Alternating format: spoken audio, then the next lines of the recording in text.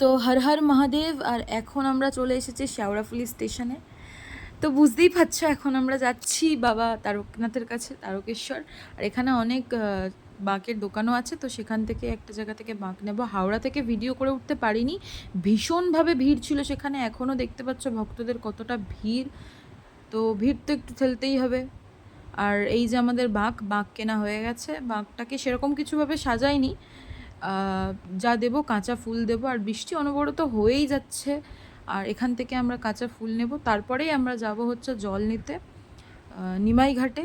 আর সেখানে গিয়ে জল নিয়ে তারপরে আমরা বাবা তারকনাথের কাছে যাওয়ার উদ্দেশ্যে, তারকেশ্বরের উদ্দেশ্যে আমরা বেরিয়ে পড়ব। আর এখন বাজে হচ্ছে গিয়ে দুপুর 1টা। তো এখন আমরা জল তুলতে চলে এসেছি। এই যে ঘাটেও দেখছো ভীষণ ভিড়। আজকে সোমবার এতটা ভিড় হয়েছে, তার মানে রবিবার দিন আরও ভিড় হয়েছিল। সে ভিড় তো একটু হবেই ভক্তদের শ্রাবণ মাসে, আর কষ্ট করে যেতেই হবে। বাবার কাছে যেহেতু যাচ্ছি, তো একটু তো কষ্ট করতেই হবে। আর এখানে আমরা বাঁকটা রেখেছি ঘট বসিয়ে, তারপরে আমরা যাব হচ্ছে জল তুলতে। জল তুলে তারপরে আমাদের নিজেদের গন্তব্যস্থলে রওনা হব। তো জল তুলতে গিয়েছিলাম, জল তোলাও হয়ে গেছে। এখানে ভীষণ ভিড় ছিল, তাই জন্য ভিডিও করতে পারিনি। আর এখন আমরা বেরিয়ে পড়েছি বাঁক নিয়ে। এখন যাব হচ্ছে ডাকাতকালী মন্দির, আর সেখান থেকে জল ঢেলে তারপরে আমরা বেরিয়ে পড়ব।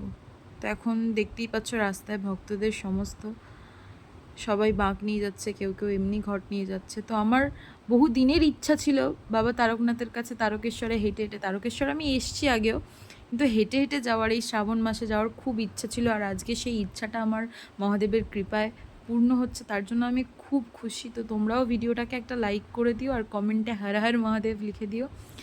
সত্যি মন থেকে যে ভালোবাসাটা, মন থেকে যে একটা আনন্দ বোঝাতে পারবো না।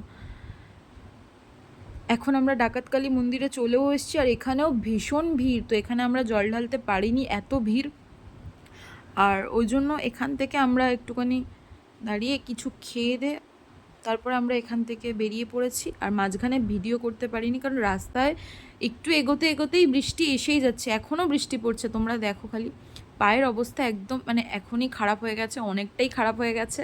কিন্তু তবুও বাবা তারকনাথের নাম করে আমরা হেঁটে হেঁটে যাব, ঠিক আছে? তো এখন ওখান দিয়ে হেঁটে হেঁটে আসবার পরে আমরা চলে এসেছি কাশী বিশ্বনাথ মন্দির। আর এখানেও দেখতে পাচ্ছ ভক্তদের কত ভিড়।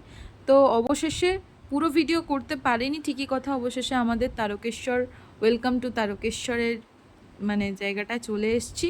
আর এখান থেকে আর মাত্র 5 কিলোমিটার, বাবার অনেক কাছে চলে এসেছি, বাবা তারকনাথের অনেকটাই কাছে চলে এসেছি। তো তারকনাথের কৃপা সবই। তো দেখো এখানে বৃষ্টি হচ্ছিল বলে কিছুক্ষণের জন্য লাইটটা অফ হয়ে গেছিলো। আর তারপরে এখন তো পায়ের অবস্থা একদমই খারাপ হয়ে গেছে, আর মানে পা ফেলা যাচ্ছে না, জাস্ট মানে পাটা তুলতে পারছি না, এতটা ব্যথা হচ্ছে। কিন্তু তবুও বাবার কৃপায় এত দূর আসতে পেরেছি, আর একটুকুনি যেতে পারবো। তো অবশেষে ভোরবেলা 2টোর সময় আমরা এখানে এসে পৌঁছেছি। আর লাইনও এখানে ছিল অনেকটা।